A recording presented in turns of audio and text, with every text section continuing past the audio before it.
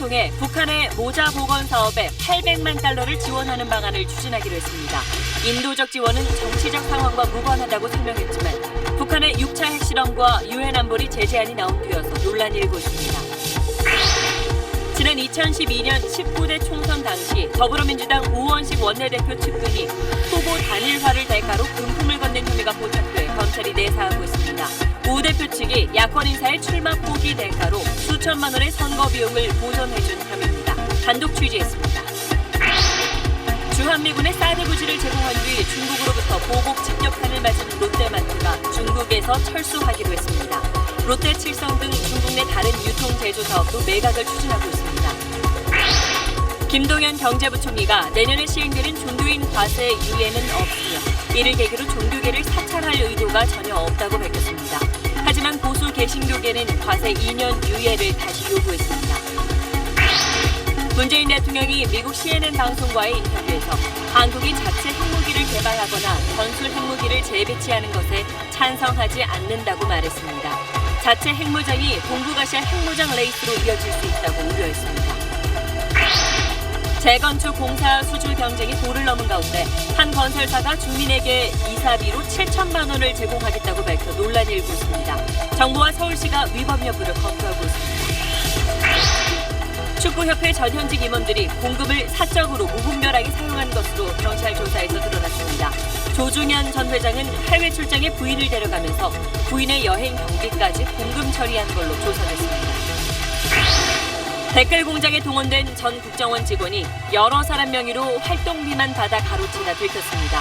그런데도 오히려 댓글 사건을 폭로하겠다며 국정원을 협박한 것으로 드러났습니다.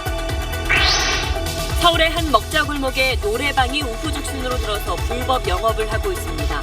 술과 함께 성매매까지 이루어지는 노래방 거리의 실태를 기동 취재했습니다.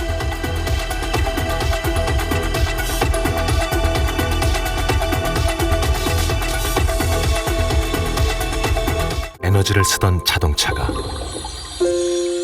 수소로 에너지를 만드는 시대로 현대자동차. 여러분 안녕하십니까? 정부가 북한에 800만 달러, 우리 돈으로 약 90억 원을 지원하는 방안을 검토하고 있습니다. 국제기구의 요청에 따라 북한의 취약계층을 돕는 인도적 지원을 하겠다는 겁니다. 정부는 현금이 아닌 현물 지원이라서 전용 가능성은 없다고 했지만 시기가 시기인 만큼 논란이 예상됩니다. 오늘 첫 소식 안정식 북한 전문 기자입니다. 정부가 국제기구의 대북 인도 지원 사업에 800만 달러를 지원하는 방안을 검토 중이라고 밝혔습니다. 유니세프, 세계 식량 계획 등 유엔 산하 국제기구의 요청에 따른 대북 지원 사업에 대해 논의할 예정입니다.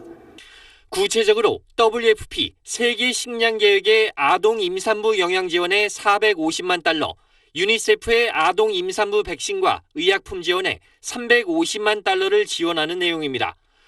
통일부는 현금 지원이 아니고 취약계층을 돕는 현물 지원 사업이기 때문에 전용 가능성은 없다고 강조했습니다. 정부는 오는 21일 남북 교류협력 추진협의회에서 안건을 논의할 예정입니다. 교류협력 추진협의회는 통일부 장관을 위원장으로 부처 차관과 민간위원들로 구성되는데 정부의 대북 지원 방침이 부결된 적은 거의 없습니다. 때문에 정부가 회의 일주일 전부터 언론에 안건을 미리 공개하고 논의 사실을 알린 것 자체가 흔치 않은 일입니다. 유엔 제재 이틀 만에 대북 지원 방침을 발표한 만큼 회의 때까지 여론 추이를 보겠다는 뜻으로 보입니다. 구체적 지원 내역과 추진 시기는 여러 여건을 종합적으로 고려하겠다고 밝힌 것도 분위기를 살피겠다는 뜻으로 읽힙니다. 결국 지원의 현실화 여부는 여론 동향과 북한의 추가 도발 여부 등에 달린 것으로 보입니다. SBS 안정식입니다. 정부는 인도적 지원 사업은 북핵 상황과는 별개라고 선을 그었지만 당장 보수 야당은 김정은 정권의 연명만 도울 뿐이라며 반발하고 나섰습니다. 일본도 국제사회의 대북 압력을 훼손하는 거라며 반대 입장을 냈습니다. 정부 발표에 대한 국내외 반응 최고은 기자가 정리했습니다. 청와대 핵심 관계자는 국제기구를 통한 대북 인도적 지원과 정치 군사적 상황은 관계가 없다고 설명했습니다. 정부의 일관된 대북 정책은 북한의 핵 미사일과 인도적 지원 간 분리 원칙이라는 겁니다. 정부가 독자 대북 제재를 하더라도 주민 생활에 심각한 영향을 줘서는 안 된다며 제재 목표가 북한 주민은 아니라고 강조했습니다. 보수 야당은 즉각 철회를 요구했습니다. 김정은 정권의 연명만 돕는 꼴이라고 비판했습니다.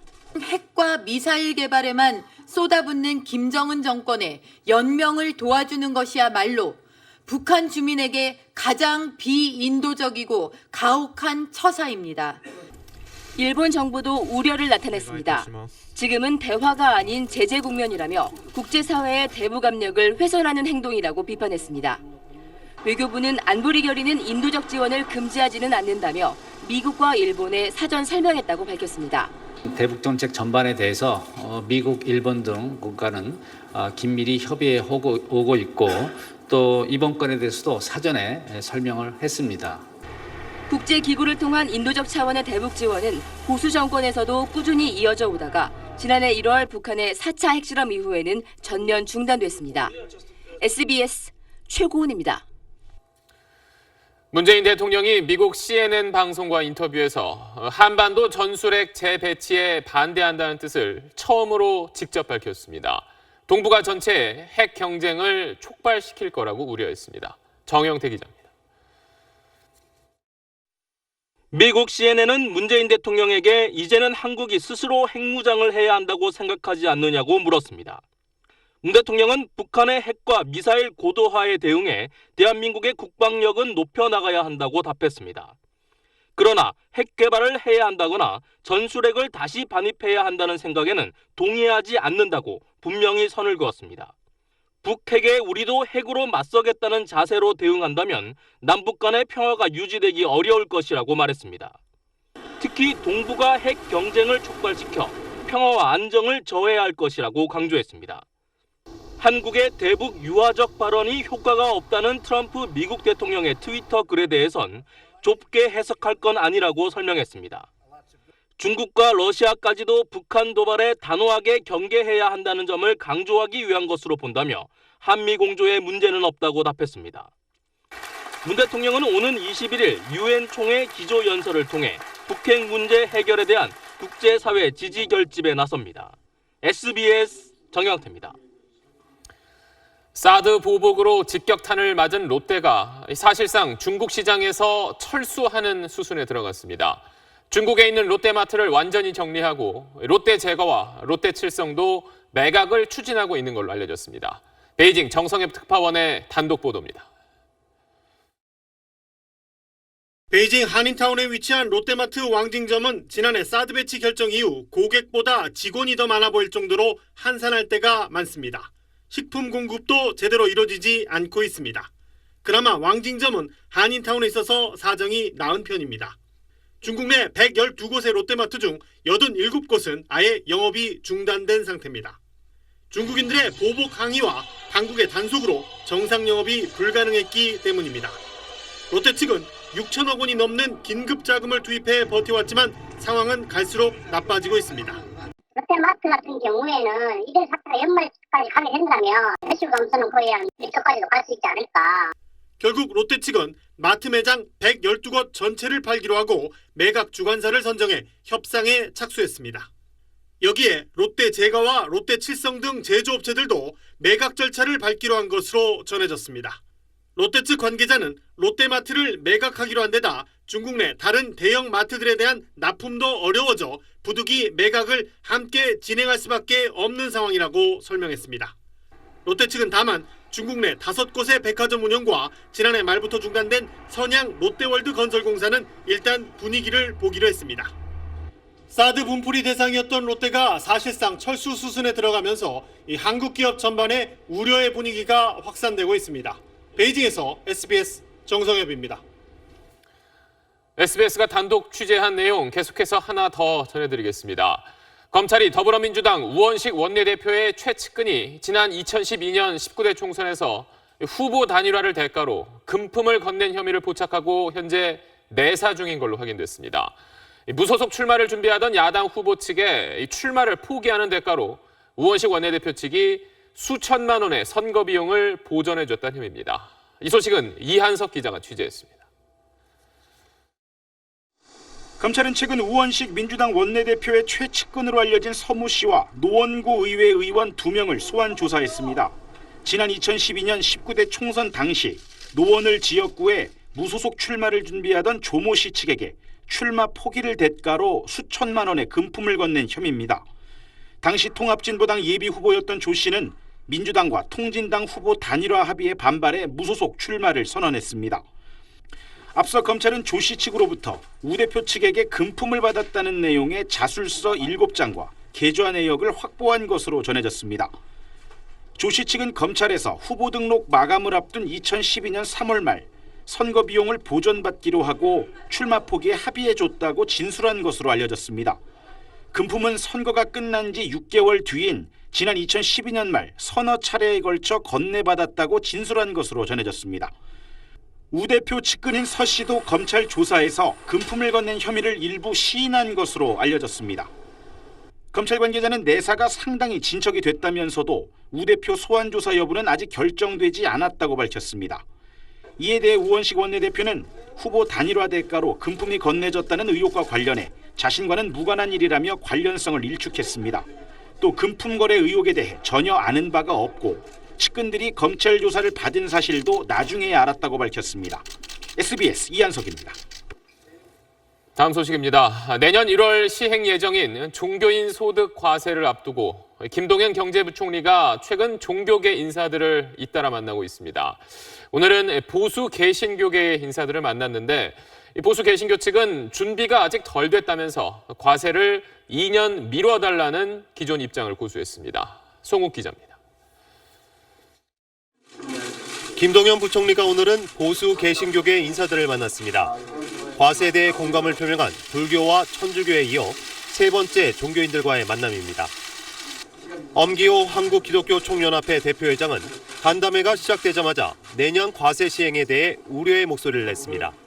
소통도 없이 시행 매뉴얼이 만들어져서 종교 갈등과 침해는 물론 근간 뿌리채 흔들려버리는 내용이 포함되어 있어서 정서영 한국교회연합 대표회장은 세무 사찰에 대해 우려를 나타냈습니다. 정부가 교회를 사찰한다는데 그게 우리가 굉장히 지금 예민해져 있는 거예요. 쓸데없이 헌금하고 오해받은 소지도 있기 때문에 보수 개신교 측은 종교인 과세를 반대하는 건 아니지만 준비가 덜 됐다며 2년간 과세를 유예해 줄 것을 요청했습니다. 김 부총리는 종교계를 사찰할 의도는 없다고 강조하면서 유예를 위해선 법을 개정해야 하기 때문에 국회에서 논의해야 한다고 선을 그었습니다. 유예가 이제 금년 연말로 끝나기 때문에 내년에 시행하는 데에 차질이 없도록 준비한다는 게 저희 입장입니다. 김 부총리는 내일 종교인 과세에 찬성하는 진보 개신교 측을 만나는 데 이어 원불교 등 국내 7대 종단 방문을 이어갈 계획입니다. SBS 송욱입니다. 이런 반발에도 불구하고 이 종교인 과세는 예정대로 시행해야 한다는 여론이 우세합니다. 또 실제 세금을 부과하더라도 종교인들의 세금 부담은 일반 직장인보다 훨씬 적을 걸로 보입니다. 계속해서 박진호 기자입니다. 세무조사가 정치적 탄압에 악용될 수 있다는 일부 종교계 주장에 대해 정부는 과세 대상이 개인의 소득인 만큼 교회나 사찰 등 종교 단체를 대상으로 하는 조사는 없을 것이라고 말합니다. 종교인의 소득 신고 내용이 정확한지 확인하는 자료 요청이나 부분적 조사만 이루어질 거란 설명입니다. 또 실제 과세가 이루어지더라도 종교인의 세부담은 일반 근로자보다 크지 않을 전망입니다. 종교인의 경우 연소득 4천만 원 이하는 50%, 2천만 원 이하는 80%까지 종교활동 필요 경비로 인정돼 이를 뺀 나머지 금액만 과세 대상이 되기 때문입니다. 예를 들어 4인 가족으로 연소득이 5천만 원일 경우 종교인의 소득세는 약 46만 원, 일반 직장인의 소득세는 214만 원으로 추산됩니다. 이런 배경에서 오히려 역차별 가능성이 거론됩니다. 성직의 일을 하더라도 그것이 그 사회 속에서 이루어지는 것이기 때문에 다른 사회적 경제 주체와 동일한 세금을 내는 것이 적합할 것으로 봅니다. 또 과세 대상 종교인 약 23만 명 가운데 70% 이상은 면세 대상이어서 종교인 과세 반발의 주체가 사실상 일부 대형 교회라는 비판도 나옵니다. SBS 박진호입니다. 대전의 한 체육고등학교 학생이 체육중학교에 다니는 후배를 폭행한 사실이 드러났습니다. 이 투포환에 쓰는 쇠공과 바벨 같은 운동기구로 때리기도 했습니다. 이 소식 잠시 뒤 자세히 전해드립니다.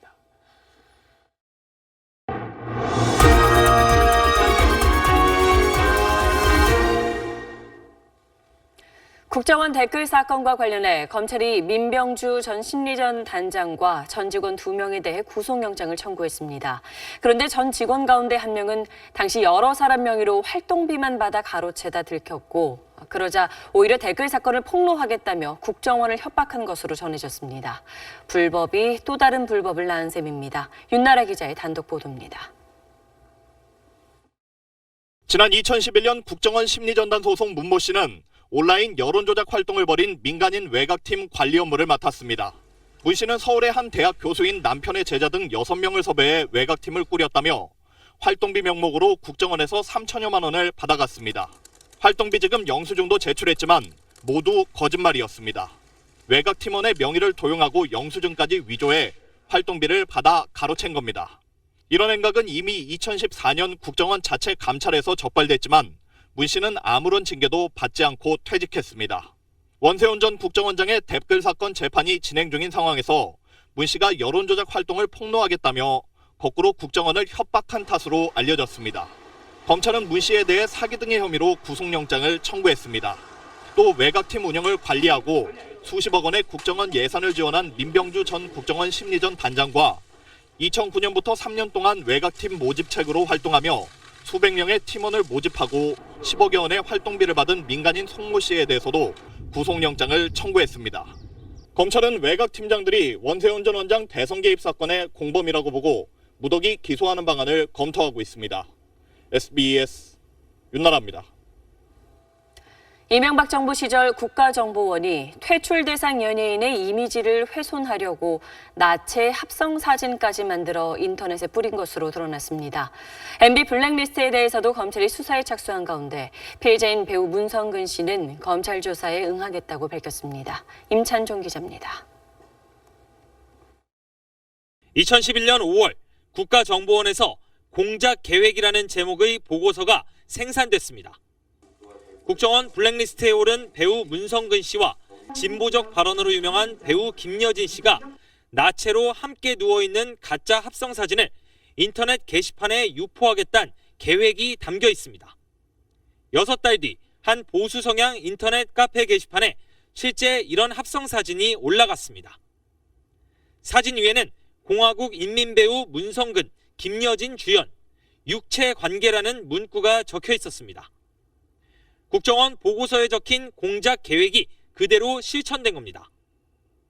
국정원 개혁위원회는 두 배우에 대한 악의적 비난 계획이 담긴 이 보고서를 최근 입수해 검찰에 넘겼습니다. 본격 수사를 시작한 검찰은 이명박 정부 시절인 2009년 국정원이 조직했던 좌파 연예인 대응 TF가 심리전이라며 벌인 활동의 일환으로 보고 있습니다. 이에 대해 문성근 씨는 자신의 소셜미디어 계정에 경악했다며 검찰 조사에 응하겠다고 밝혔습니다. 문성근 씨는 다음 주 월요일 자신의 피해 등에 대해 검찰 조사를 받을 예정입니다. 검찰은 합성사진 유포와 관련해 원세훈 전 국정원장 등 당시 국정원 관계자들에게 국정원법 위반과 함께 명예훼손 혐의를 적용하는 방안도 검토하고 있습니다. SBS 임찬종입니다. 지난 사흘간 5.18 민주화운동 당시 헬기 500MD와 휴이 사격 의혹을 전해드렸는데 오늘은 코브라 헬기 관련 의혹입니다.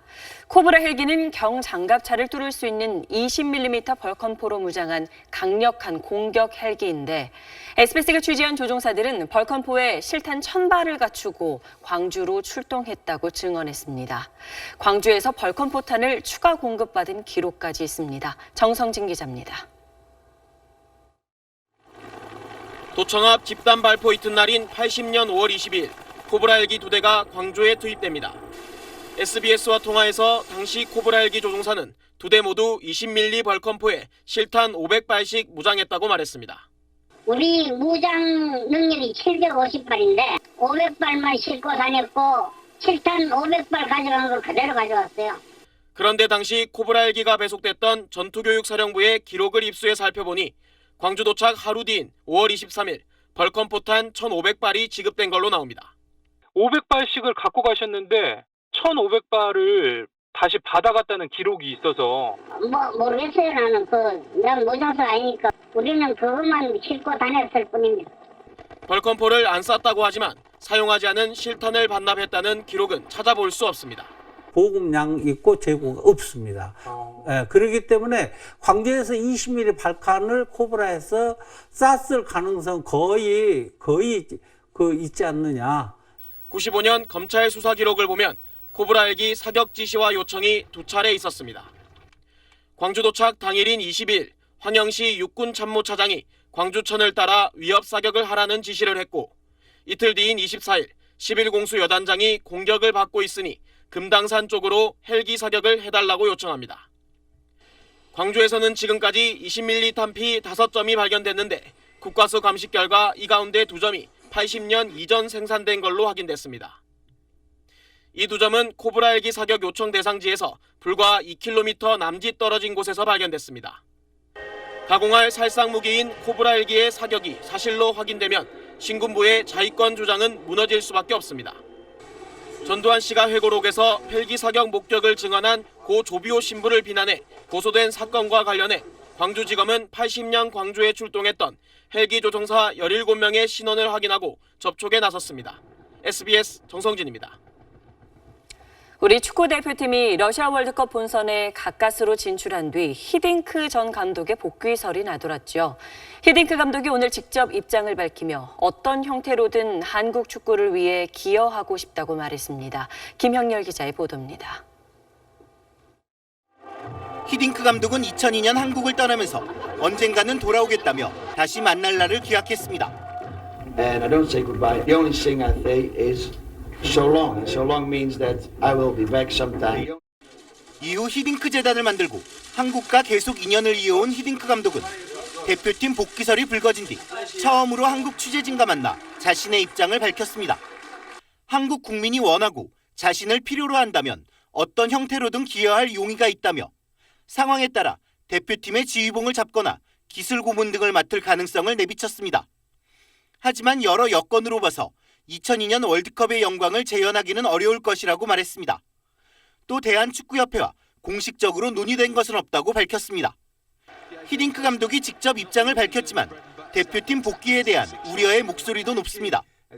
러시아 프로축구 안지와 네덜란드 대표팀에서 잇따라 좋지 않은 성적을 보여 히딩크의 마법이 예전 같지 않다는 평가를 받고 있는 데다 70이 넘은 고령의 나이도 고도의 체력과 집중력이 필요한 대표팀 감독으로선 걸림돌입니다. 또 본선까지 계약을 맺고 러시아행을 이끈 신태용 감독을 경질할 명분이나 이유도 부족해 히딩크 감독의 대표팀 복귀 여부는 앞으로도 한동안 논란을 일으킬 전망입니다. SBS 김영렬입니다. 가구당 이사 비용 7천만 원. 재건축 사업 시공업체 선정을 앞두고 한 건설사가 주민들에게 제시한 금액입니다. 무이자 대출도 아니고 그냥 주겠다는 건데 실제로 이사 비용이 그 정도에 이르진 않죠. 이사 대행업체들은 이 아파트의 가구당 이사 비용은 220만 원 정도라고 추산했습니다. 그럼 7천만 원이나 되는 돈을 거저 주겠다고 나서는 이유가 뭔지, 또 여기에 법적인 문제는 없는 건지 이강 기자가 짚어봤습니다. 서울 반포의 한 아파트 재건축 조합에 제출된 건설사의 입찰 제안서입니다. 이사 비용으로 7천만 원씩을 무상 지급하겠다고 명시돼 있습니다. 전체 조합원이 2,200여 명인 점을 감안하면 건설사가 부담할 무상 지급액은 1,600억 원에 달합니다. 사업 시공사로 선정되기 위해 출혈 제안을 한 건데 건설사는 그럴 만한 이유가 충분하다는 입장입니다. 공사비만 무려 2조 6천억 원에 이르는 데다 수주에 성공할 경우 홍보 효과도 크다는 겁니다. 이렇게 재건축 수주를 하기 위한 건설사들의 경쟁은 갈수록 치열해지고 있습니다. 송파구의 재건축 단지에선 건설사가 각 가정마다 선물을 돌리고 무료 관광까지 보내주기도 했습니다. SRT 타고 부산 관광 가면서 유람선도 태워주고 또 케이블카 그것도 태워주고 육해공군을 다 건설사들이 막무가내 달라붙으니까. 문제는 이런 파격 제한이 법 위반일 가능성이 있다는 점입니다. 관련 법은 시공사 선정 때 금품이나 재산상 이익을 제공하지도 받지도 못하게 하고 있습니다. 시공사가 수주를 위해 쓴 돈은 결국 공사 원가에 포함돼 분양가 상승 요인이 되고 주변 집값까지 들썩이게 해서 소비자 부담이 커진다는 것이 문제입니다. 이사비 7천만 원 제공의 법률 위반 여부를 검토하는 등 관계당국은 강남 재건축 수주 과열 현상에 대해 대응에 나설 방침입니다. SBS 이강입니다. 최근 10대들의 폭력 사건이 끊이지 않는 가운데 이번엔 대전의 한 체육 중학교 여학생이 체육 고등학교에 다니는 여자 선배에게 맞아서 전치 4주 진단을 받았습니다. 바벨이나 쇠공처럼 훈련장에 있는 운동기구가 폭행 도구로 쓰였습니다. TJB 최은호 기자입니다. 중학교 3학년 딸을 둔 김모 씨는 지난 3월 믿기 힘든 이야기를 들었습니다. 대전의 한 체육중학교로 전학을 간 딸이 지난해부터 체육고등학교 여자 선배에게 지속적인 폭행을 당했다는 겁니다. 학교폭력위원회 결과 통지서에 따르면 멱살을 잡히고 뺨을 때리는 건 기본이고 수시로 주먹으로 맞아 가슴과 허벅지에 멍이 드는 등 전치 4주의 진단을 받았습니다. 많이 화가 나죠. 법이 없었으면 똑같은 조치를 해주고 싶을 만큼 그렇게 속이 많이 상하죠. 체력 단련실에서는 2.5kg 바벨로 어깨를 맞는 등 훈련장 주변에 있는 모든 물건이 폭행 도구가 됐습니다. 김양은 심지어 투포안에 사용되는 4kg짜리 쇠공으로 머리를 맞기도 했다고 증언했습니다. 김양이 운동을 잘 따라오지 못한다는 것이 폭행의 이유였습니다. 이미 다른 학생들을 폭행한 행위로 학교폭력위원회에 회부된 적이 있던 가해 학생은 결국 퇴학 조치를 받았습니다. 수시로 폭행을 하고 심부름도 시키고 그러한 내용들이 이제 신고가 들어와서 학폭위를 열어서 퇴학 처분을 내렸습니다. 가해 학생 측에선 폭력 사실을 일부 인정했지만 피해 사실이 과장됐다고 주장하고 있습니다. 잘못하고 때린 거는 인정하지만 코치로 인해서 그렇게 됐다는 거 그걸 좀 감안을 해주시고 그리고 폭행의 정도가 피 한 방울 나지도 않고 가슴에 멍은 좀 들었어요. 그런데 묻지 막지하게 때리고 막 한 것처럼. 가해 학생은 학교의 결정에 재심을 청구해 다시 등교하고 있어 피해 학생과 부모는 보복 피해를 우려하고 있습니다. TJB 최은호입니다. 서울에서 40대 엄마가 미안하다는 쪽지를 남기고 11살 딸과 7살 아들을 숨지게 한 뒤에 자신도 스스로 목숨을 끊으려 한 사건이 어제 있었습니다. 이 여성은 최근 우울증 치료를 받았고 주변에 죽고 싶다는 말을 했던 걸로 알려졌습니다. 또 이에 앞서 나흘 전 경기도 남양주에서도 우울증을 앓던 40대 엄마가 10살도 안 된 두 자녀를 숨지게 하고 역시 목숨을 끊으려 했었습니다. 자, 우울증과 자녀 살해, 왜 이런 끔찍한 일이 자꾸 반복되는 건지 조동찬 의학 전문 기자가 취재했습니다. 두 자녀의 엄마인 이 30대 여성은 몇 년 전 심각한 주부 우울증을 앓았습니다. 지금은 돌이키기도 싫은 끔찍한 생각을 한 적이 있었다고 고백합니다. 밤에 이제 아이가 막 계속 심하게 우는데 어떻게 해결이 안 될 때 사실 아이를 창밖으로 집어 던지고 싶다? 좀 그런 생각들이 들었어요. 서울대 법의학교실 연구 결과 자식을 살해한 부모의 66%는 심각한 우울증을 앓고 있었습니다. 반면 부부 불화는 17%, 부모 자식 사이 다툼이 확인된 경우는 8%에 불과했습니다. 스스로 목숨을 끊으려 할 때 자식들만 세상에 남기기보다는 함께 죽는 게 나을 거라고 생각하는 경우가 많다는 겁니다. 내가 이 세상을 떠나갔을 때 나도 이렇게 살기 힘들었는데 우리 아이들은 얼마나 더 힘들까 하는 생각에 아마도 이렇게 아이들을 먼저 하고. 자식을 소유물로 여기는 그릇된 생각과 우리나라의 세계 최고 자살률이 결합한 결과라는 겁니다. 우리나라는 부모가 자식을 살해하는 사건의 비율이 범죄율을 공개하는 국가 가운데 가장 높습니다. 생애 주기별로 자살 위험성이 높은 사람을 관리하는 안전망을 갖춰야만 끔찍한 범죄를 줄일 수 있습니다. SBS 조동찬입니다.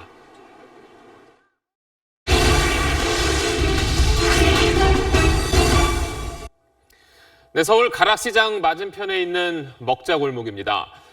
한 2, 3년 전부터 이 주변에 노래방이 우후죽순처럼 생기기 시작하더니 지금은 완전히 노래방 거리가 돼버렸습니다.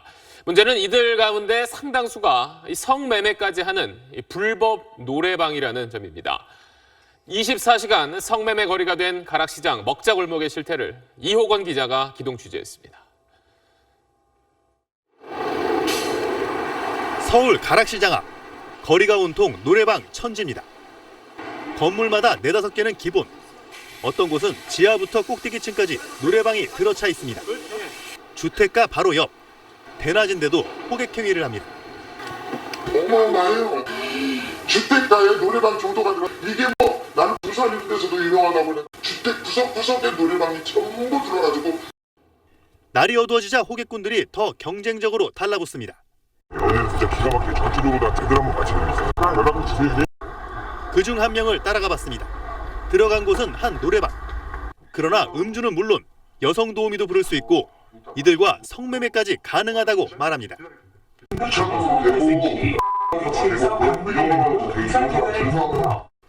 도우미들이 들어오고 곧 유흥주점을 방불케 하는 춤판이 벌어집니다. 간판만 노래방인 겁니다. 이런 유흥 영업은 밤새 계속되고 아침이면 가락시장에서 새벽 일을 끝낸 사람들을 상대로 영업을 이어갑니다. 아침에 오도 오는 사람도 있어요. 아침에는 와요. 가락시장 아니면. 사실상 24시간 불법 영업인데 경찰 단속은 거의 없다고 말합니다. 그냥 안 들어요. 여기는 오빠 걸릴 게 없어요. 먹자골목으로 유명했던 가락시장 앞이 신흥 성매매 집결지가 될 위기에 놓였습니다. SBS 이호건입니다. 쓰레기를 줄이기 위해서 종량제가 시행된 지 이제 20년이 지났지만 쓰레기 무단 투기는 여전히 사라지지 않고 있습니다. 이런 버려진 양심들은 오히려 갈수록 늘어서 서울에선 해마다 쓰레기 무단 투기가 10만 건 넘게 적발되고 있습니다. 그 단속 현장을 노동규 기자가 동행 취재했습니다. 서울 마포구의 한 주택가입니다. 아무렇지도 않게 골목 어귀에 쓰레기를 버리는 사람들. 쓰레기를 버리지 말라고 구청이 붙여놓은 경고문이 무색할 정도입니다. 선생님은 무슨 생각으로 여기다 버리신 거예요? 가족 외지고 하니까 청소차가 어떤 한 군데 모아놓으면 와가지고 다 싣고 가고 하니까. 구로구의 또 다른 주택가. 대낮부터 불법 투기한 쓰레기들이 쌓여 있습니다. 재활용 쓰레기를 담은 것처럼 내놓은 검은 비닐을 뜯어봤더니 음식물과 담배꽁초가 마구 쏟아집니다. 배달 시켜 먹고 이래 버리는 거예요. 단속반이 일일이 쓰레기를 뒤진 끝에 공과금 영수증을 찾아냅니다. 여기요 주소가 있습니다. 주소가 있어서 과세하겠습니다. 단속되면 1, 20만 원의 과태료를 내야 하지만 우편물이나 영수증 같은 증거가 나와도 잡아떼기 일쑤입니다. 어머니가 내놓은 건 맞죠? 연락 오세요. 먹던 거는 누가 한 건지는 모르죠. 쓰레기 무단 투기는 해마다 늘어 지난해 서울에서 적발된 것만도 11만 건에 육박합니다. 특히 1인 가구가 많이 사는 다세대와 원룸 등 주택가 밀집 지역의 무단 투기가 심각한 상황입니다. 주택가에서도 확실한 분리수거를 할 수 있도록 서울시는 올해부터 10세대 넘는 도시형 생활주택에 한해 이런 분리수거함을 지원해주고 있습니다. 문제는 반드시 관리인을 둬야만 지원한다는 겁니다. 관리는 없어요. 관리인까지 둘 수 있으니까. 집도 작고 사는 사람이 적으니까 관리인은 둘 수가 있는 형태가 아니고. 10세대 정도의 소규모 다세대 주택에 관리인을 따로 두라는 건 비현실적이라 탁상 행정이 아니냐는 비판 여론도 나오고 있습니다. SBS 노동규입니다. 중국 당국이 북한의 핵실험장과 가까운 백두산 관광지 일부를 폐쇄했습니다. 낙석 때문이라는 게 중국이 밝힌 표면적인 이유인데 북한 핵실험 때문에 혹시 무슨 문제가 생긴 것 아니냐는 분석도 나오고 있습니다. 베이징 편상욱 특파원입니다. 북한과 중국의 국경에 위치한 백두산은 중국에서도 손꼽히는 절경을 자랑하는 유명 관광지입니다.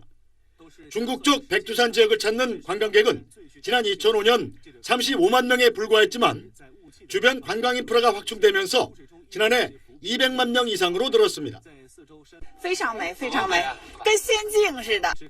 연중 폐쇄되는 일이 드물었지만 중국 당국은 돌연 백두산의 남쪽 지역을 잠정 폐쇄했습니다. 표면적으로는 낙석과 안전사고 우려를 이유로 들었습니다.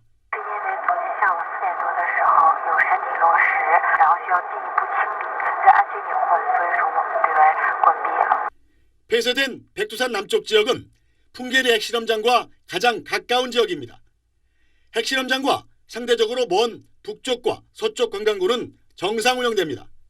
관리공사 측은 낙석 정리 이후에도 구체적인 재개방 시점은 정하지 않아 핵실험에 따른 안전 문제가 심각한 것 아니냐는 추측이 나오고 있습니다. 북한 6차 핵실험 당시 백두산보다 더 떨어진 지린성 옌벤 지역에서도 강한 진동이 감지된 만큼 백두산의 폐쇄 지역은 더 늘어날 가능성도 배제할 수 없습니다. 베이징에서 SBS 편상욱입니다. 허리케인 어마가 강타한 미국 플로리다엔 아직도 420만 가구의 전기 공급이 끊긴 상태입니다. 한 요양원에서는 정전 때문에 에어컨을 틀지 못해 노인 8명이 숨졌습니다. 최대식 특파원입니다. 노인 120명이 머물고 있는 미 플로리다주의 한 요양원입니다. 휠체어나 들것에 실린 노인들이 건물 밖으로 긴급히 옮겨집니다. 바깥의 체감 온도는 37도 이상. 하지만 허리케인 어마로 전기가 끊기면서 에어컨이 멈춘 실내는 40도를 웃돌았습니다. There was no air conditioning then. And our friend Betty on the second floor, and she couldn't hardly breathe. 결국 8명의 노인이 더위를 이기지 못하고 숨졌습니다. 모두 71살에서 99살 사이의 고령자였습니다. Staff would not know enough that a frail elderly person is dying of heat exhaustion. This is what is inexcusable. 가정용 비상발전기를 돌리다 일산화탄소 중독으로 한 집에서만 3명이 숨지는 등 5명이 목숨을 잃었습니다. It was running and it was running inside the house at some point either during the night or during the day today. 바람도 비도 아닌 단전으로 인한 취약계층의 희생이 늘면서 허리케인 어마로 인한 미국 내 희생자는 모두 23명으로 늘어났습니다. 플로리다에선 아직도 420만 가구에 전기가 들어오지 않고 있습니다.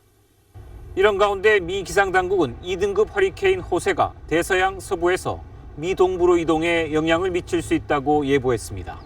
뉴욕에서 SBS 최대식입니다. 어제 박성진 중소벤처기업부 장관 후보자에 대해 국회가 부적격 보고서를 채택한 데 이어 김명수 대법원장 후보자 심사보고서 채택은 이틀째 미뤄졌습니다. 민주당이 김명수 지키기에 올인하는 분위기인데 캐스팅 보트를 쥔 국민의당은 여당의 사과를 요구했습니다. 김용태 기자가 보도합니다. 박성진 중소벤처기업부 장관 후보자의 부적격 보고서를 받아본 문재인 대통령은 담담하게 하라고만 말했습니다. 임명이나 지명 철회를 보류한 채 당분간 지켜보겠다는 뜻으로 해석됩니다. 청와대 고위 관계자는 촉각을 곤두세우고 있는 대상은 박 후보자가 아니라 김명수 대법원장 후보자라고 전했습니다. 여당은 소속 의원들에게 해외 출장 금지령을 내리며 김 후보자 임명안 표결에 총력 대비하고 있습니다. 양승태 대법원장의 임기가 24일로 끝나는 만큼 그 전에 임명 동의안을 처리해야 한다고 야당을 압박했습니다. 대법원장 공백 사태를 초래한다면 이는 입법부가 사법부를 무력화시키는 정면 도전으로 기록될 것입니다. 보수 야당의 반대 속에 캐스팅 보트를 쥔 국민의당은 이번에도 자율투표에 맡길 방침입니다.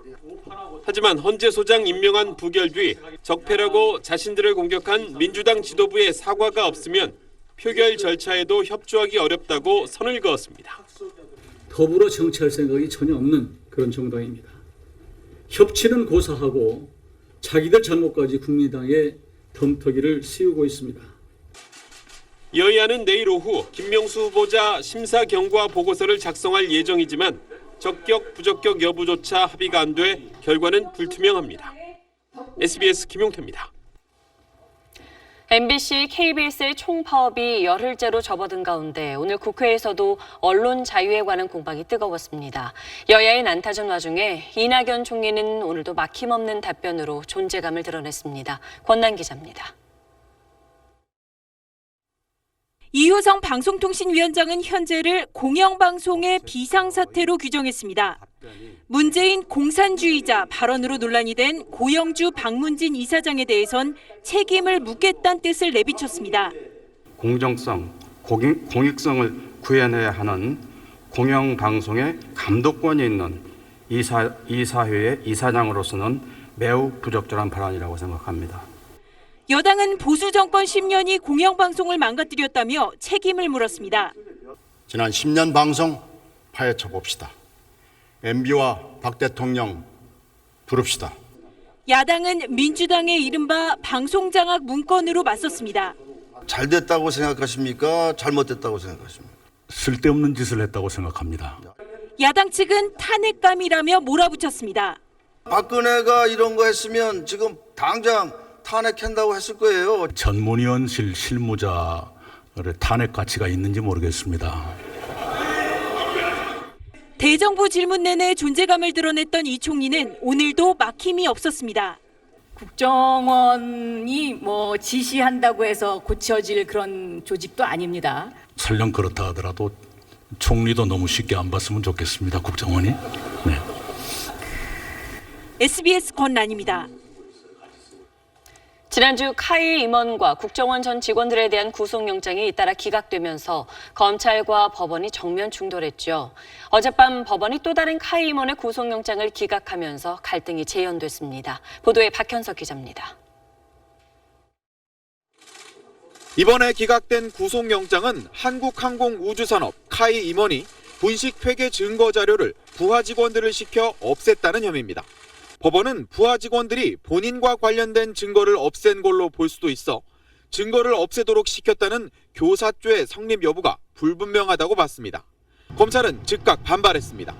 증거인멸 교사죄는 본인과 관련된 증거라도 해당되고 증거를 없앤 직원들은 회계 담당자가 아니어서 본인 관련 증거로 볼 수 없다는 겁니다.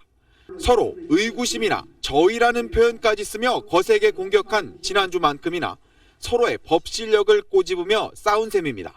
이런 두 기관의 갈등 이면엔 근본적이고 구조적인 원인이 있다고 법조계는 지적합니다. 법원은 검찰이 인권보호라는 영장심사의 뜻을 외면하고 수사 편의 위주의 관행에서 벗어나지 못한다고 지적합니다.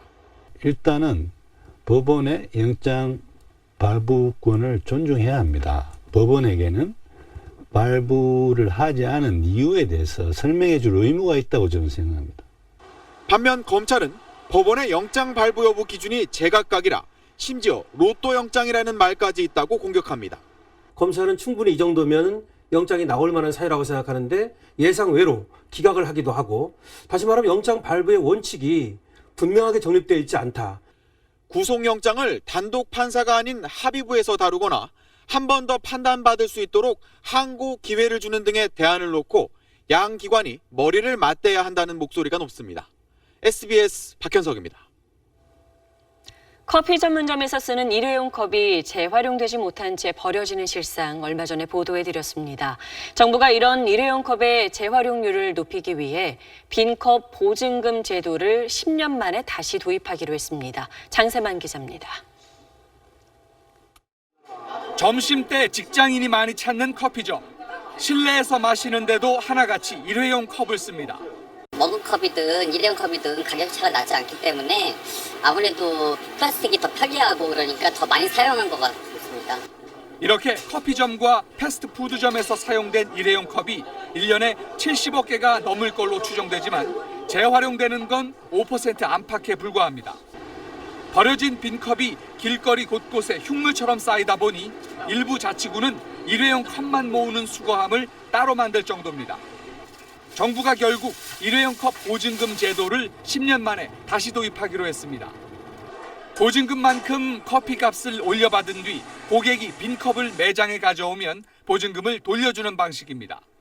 과거에도 커피업계가 자발적으로 시행한 적이 있지만 고객이 찾아가지 않은 보증금을 업체가 챙긴 사실이 알려지면서 2008년에 제도가 중단됐습니다. 이번엔 업체가 고객한테서 받은 보증금을 제3의 기관에 맡기도록 하고 실제 빈컵을 반환한 만큼만 업체에 지급하는 시스템을 법적으로 갖춥니다. 보증금 액수는 100원 안팎으로 예상됩니다. 폐기 있는 할머니라든지 다른 분들이 이런 일회용컵 관리에 충분히 들어올 수가 있기 때문에 효과가 충분히 있을 거라고 생각합니다.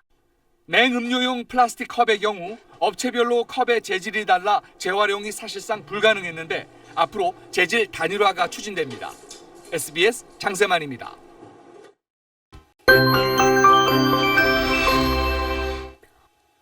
태풍 태풍 탈림이 북상하고 있습니다. 태풍의 진로와 가까운 제주와 남해안, 동해안에서는 주말까지 폭우와 함께 굉장히 강한 바람이 불겠습니다. 위성에서 본 태풍 탈림의 모습입니다. 현재 태풍의 눈이 또렷하게 보일 정도로 매우 강하게 발달했습니다. 지금은 일본 오키나와 서북서쪽 해상에서 북상하고 있는데요. 내일이 되면 방향을 틀어서 일본 규슈 지방을 향하겠습니다. 이에 따라 태풍의 진로와 가까운 제주 먼바다에는 현재 풍랑경보가 내려졌고요. 서해와 남해상을 중심으로는 풍랑주의보가 발효 중입니다. 앞으로 제주 해상을 중심으로는 태풍특보가 내려지겠습니다. 내일 전국 대부분 지방이 맑겠습니다. 서울의 한낮 기온은 28도 선까지 오르겠습니다. 해안 지방을 중심으로는 바람이 강하게 불겠고 제주 지역에는 비가 오겠습니다. 주말까지 태풍의 영향을 받는 지역은 피해 없도록 하셔야겠습니다. 날씨였습니다. 네, 유명 감독을 모셔올 돈이 없다던 축구협회가 골프장과 유흥업소에서는 돈 아까운 줄 몰랐습니다. 이런 축구협회를 둔 나라가 9번 연속 월드컵을 나간 건 어쩌면 기록이 아니라 기적인지도 모르겠습니다. 뉴스 마치겠습니다. 고맙습니다.